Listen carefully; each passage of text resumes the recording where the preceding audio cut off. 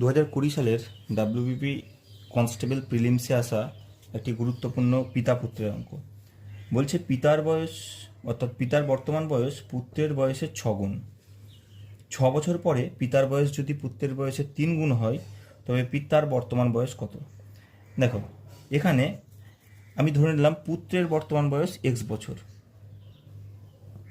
পুত্রের বর্তমান বয়স ধরি x বছর।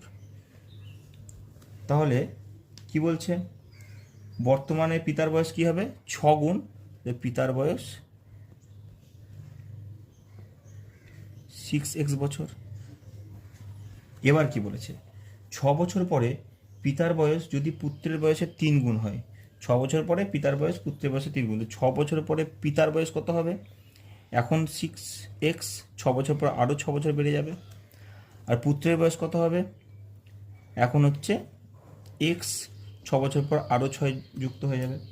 এবার কি বলেছে, 6 বছর পরে পিতার বয়স পুত্রের বয়সের 3 গুণ, মানে পুত্রের বয়সের সঙ্গে আমাকে 3 গুণ করে নিতে হবে, সমান হবে পিতার বয়স। এটি হবে সমীকরণ। তাহলে 6x প্লাস 6 ইকুয়াল টু 3 দিয়ে গুণ 3x প্লাস 18। আবার এখানে 6x রাখলাম, 3xকে এদিকে মাইনাস করে নিয়ে এলাম, এদিকে 18, 6 এদিকে -6 হয়ে গেল। তাহলে 6x থেকে 3x বাদ দিলে 3x সমান হচ্ছে 12, x সমান 3 4 12 মানে 4। তাহলে পুত্রের বর্তমান বয়স x, বলছি পিতার বর্তমান বয়স কত? পিতার বর্তমান বয়স কত? 6x সমান 4 × 6 সমান 24 বছর।